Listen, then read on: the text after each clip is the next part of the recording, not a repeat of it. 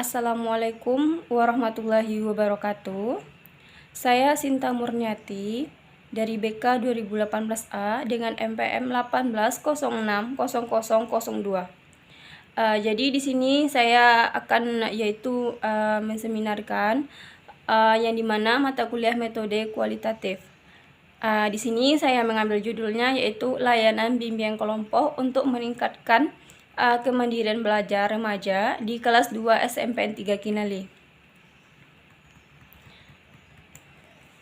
Yaitu mata kuliah ini yang dosennya yaitu Bapak Zulfikar SPD MPD.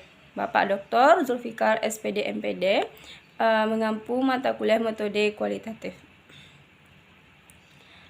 Nah, di sini saya ada yaitu kajian teorinya yang dimana yang pertama yaitu pengertian belajar, yang kedua yaitu kerangka pemikirannya, yang ketiga subjek penelitian, dan yang keempat yaitu variabelnya.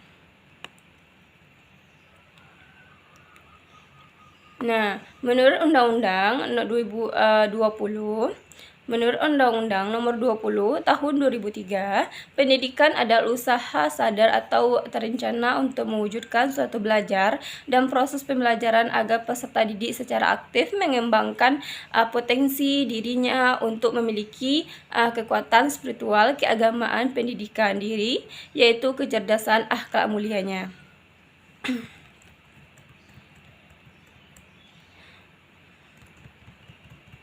Nah, selanjutnya yaitu layanan bimbingan dan konseling di SMP ini meliputi bidang bimbingan pribadi, bimbingan sosial, bimbingan belajar, bimbingan karir. Salah satu bidang bimbingan yang membantu siswa mengembangkan diri berkenaan dengan sikap dan kebiasaan belajar yang baik untuk menguasai pengetahuan dan keterampilan serta menyiapkan kelanjutan pendidikan pada tingkat yang lebih tinggi dalam sekolah. Dalam bimbingan belajar membantu siswa mengembangkan diri, sikap dan kebiasaan belajar yang baik untuk menguasai pengetahuan, keterampilan, serta menyiapkan dan melanjutkan pendidikan pada tingkat yang lebih tinggi. Nah, bimbingan belajar atau akademik ialah bimbingan dalam hal yang menemukan atau cara belajar yang tepat dalam memilih program studi yang sesuai dengan mengatasi kesulitan yang timbul yang berkaitan dengan tuntutan belajar yang institusi pendidikannya. Nah, rumusan masalah yang kita ambil di sini yaitu rumusan masalahnya dalam penelitian ini adalah bagian peningkatan hasil belajar siswa kelas 2 SMP Kinali. Nah, kita di sini mengambil yaitu kelas 2 SMPN 3 Kinali. Nah, tujuan penelitiannya bertujuan adalah untuk meningkatkan hasil belajar kelas 2 SMP 3 Kinali ini melalui belajar kelompok. Nah, manfaat penelitian. Manfaat penelitiannya di sini adalah manfaat praktis yang dimana bagi sekolah manfaat praktisnya yaitu penelitian ini diharapkan untuk mampu menyelesaikan masalah serta solusi yang efektif untuk membangun mutu dan pengembangan sekolah yang berkreatif tinggi. Nah, jadi di sini bagi gurunya. Di sini juga ada bagi gurunya, yaitu penelitian ini diharapkan dapat mengembangkan kembali ide-ide serta gagasan baru untuk menciptakan pembelajaran yang lebih menarik atau diperhatikannya. Nah, di sini ada juga bagi siswa. Bagi siswa dengan model pembelajaran kelompok, siswa diharapkan nantinya akan mampu mencapai tujuan dalam pembelajaran sehingga dalam proses pembelajaran tersebut terjadinya hubungan sinkronisasi antar sesama peserta didiknya. Nah, bagi peneliti dapat mengembangkan pengetahuan yang telah dipelajari serta memberikan inovasi-inovasi baru untuk menciptakan suasana belajar yang ingin oleh peserta didik tersebut. Nah, di sini ada kajian teorinya. Layanan bimbingan dan konseling di SMP meliputi bidang bimbingan pribadi, bidang bimbingan sosial, bidang bimbingan belajar, dan bidang bimbingan karir. Nah, salah satu bidang bimbingan yang membantu siswa mengembangkan diri berkenaan dengan sikap dan kebiasaan belajar yang baik untuk menguasai pengetahuan dan keterampilan, serta menyiapkan melanjutkan pendidikan pada tingkat yang lebih tinggi lagi. Nah, di sini yaitu kerangka pemikirannya yaitu model pembelajaran yang sesuai dengan penelitian ini adalah mode kelompok. Jadi kerangka pemikirannya di sini yaitu mode kelompok. Penerapan model pembelajaran ini dalam melaksanakan pembelajaran bertujuan untuk meningkatkan hasil belajar siswa. Nah, suatu belajar yang menyenangkan membantu siswa untuk menikmati atau proses pembelajaran secara efektif. Nah, untuk lebih jelasnya mengenai penelitian ini dapat dilihat yaitu jadi dapat dilihat dari sini rendahnya hasil pembelajaran. Nah, rendahnya hasil pembelajaran yang pertama yaitu guru tuh masih menggunakan model ceramah yang membuat siswa bosan untuk belajar. Nah, dari suatu pembelajaran ini guru masih menggunakan model ceramah. Misalnya nih, guru tuh selalu ngomong-ngomong dan berbicara terus, jadi tidak meluapkan anak muridnya untuk bertanya ataupun untuk mengajukan pendapatnya. Jadi model ceramah ini membuat siswa itu bosan dalam pembelajaran. Nah, yang kedua yaitu suasana yang kurang kondusif terhadap kegiatan belajar, mengajar peserta didik yang kurang tertib dalam pembelajaran. Nah, suasana yang kondusif itu tahap yang kegiatan pembelajarannya itu mengajari peserta didik yang kurang tertib dalam pembelajaran. Nah, itu tergantung kepada gurunya juga. Bisa yaitu rendahnya hasil pembelajaran karena kurang tertibnya. Ada yang berjalan-jalan, ada yang berdiri, ada yang tidak memperhatikan pelajarannya. Jadi di situ bisa rendahnya hasil pembelajaran siswa tersebut. Nah, yang selanjutnya yaitu motivasi guru terhadap proses pembelajaran masih kurang. Nah, guru tersebut kurang memberikan motivasi atau masukan kepada siswanya.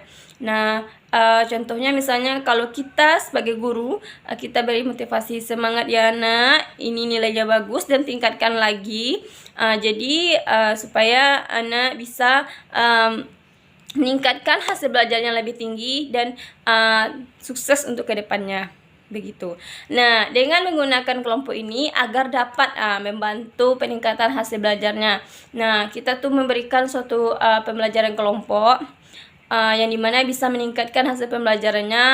Misalnya kan secara berkelompok ada yang mengungkapkan pendapatnya tentang pelajaran ini, ada juga yang mengungkapkan pendapatnya tentang pelajaran ini. Jadi kita dalam satu kelompok itu bisa tahu apa pembelajaran yang bagus yang bisa membuat kita termotivasi. Itu belajar kelompok itu kita mempunyai suatu tujuan. Kita mempunyai satu tujuan untuk sukses. Kita mempunyai satu tujuan untuk memecahkan suatu masalah dalam kelompok tersebut. Nah, subjek penelitiannya yaitu populasi di sini. Populasi adalah keseluruhan subjek penelitian. Populasi merupakan seluruh individu atau objek yang diteliti yang memiliki beberapa karakteristik yang sama. Nah, berdasarkan pada hal tersebut ini, atas maka dapat diartikan bahwa populasi adalah keseluruhan subjek penelitian yang memiliki karakteristik yang sama. Nah, populasi yang digunakan dalam penelitian ini adalah pada siswa kelas 2 SMP Negeri 3 Kinali. Nah, yang berjumlah yaitu 192. Nah, yang terdiri dari siswa kelas 2 yaitu SMP 3 Kinali ini berjumlah 192. Nah, jumlah kelasnya itu 6 dan jumlah kelas siswanya itu 32 dan jumlah siswa tersebut adalah 192. Nah, sampelnya ya, sampel adalah sebagian atau wakil populasi yang diteliti. Sampel ini sebagian dari populasi. Jadi sampel penelitian adalah objek yang dilibatkan langsung untuk penelitian sesungguhnya yang dapat menjadi wakil populasi. Nah, adapun pengambilan sampel dengan cara non-random atau sampling, yang dimaksud adalah non-random sampling ini adalah tidak semua individu dalam populasi diberikan kesempatan untuk menjadi anggota sampel. Nah, jadi hipotesis tindakan. Hipotesis tindakan ini dengan diterapkan model pembelajaran kelompok dapat meningkatkan hasil belajar peserta didik. Nah, mampu dalam pembelajaran di kelas 2 SMP 3 Kinali ini. Nah, jenis penelitiannya yaitu jenis penelitian ini adalah penelitian tindakan kelas atau kelompok. Nah, penelitian tindakan kelas adalah penelitian praktis yang dimaksud untuk memperbaiki pembelajaran di kelas. Penelitian ini merupakan salah satu upaya untuk praktis dalam membentuk suatu kegiatan yang dilakukan untuk memperbaiki dan atau meningkatkan mutu pembelajaran. Nah,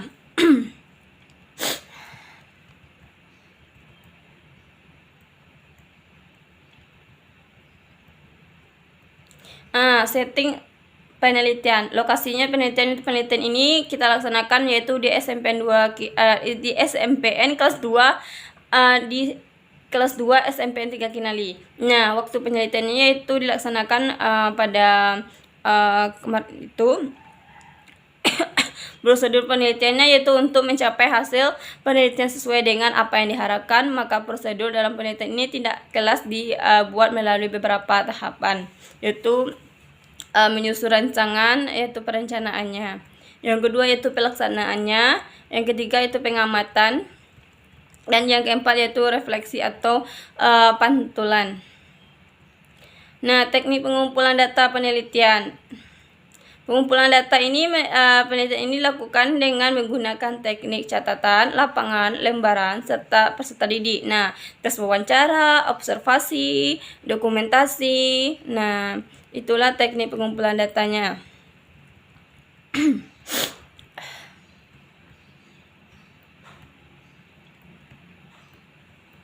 Nah, analisis data adalah proses pengorganisasian dalam menguraikan data dalam pola kategori dalam suatu uraian dasar sehingga dapat menemukan tema dan dapat dirumuskan hipotesis kerja seperti yang keterangan, rata-rata selisih, nilai per kelompok, deviasi nilai atau kontrol jumlah anak per kelompok. Nah, terima kasih. Itulah seminar proposal saya. Terima kasih. Mohon maaf atas kesalahan karena saya masih belajar, masih terbata-bata karena saya juga kurang enak badan. Mohon maaf. Saya akhiri. Assalamualaikum warahmatullahi wabarakatuh.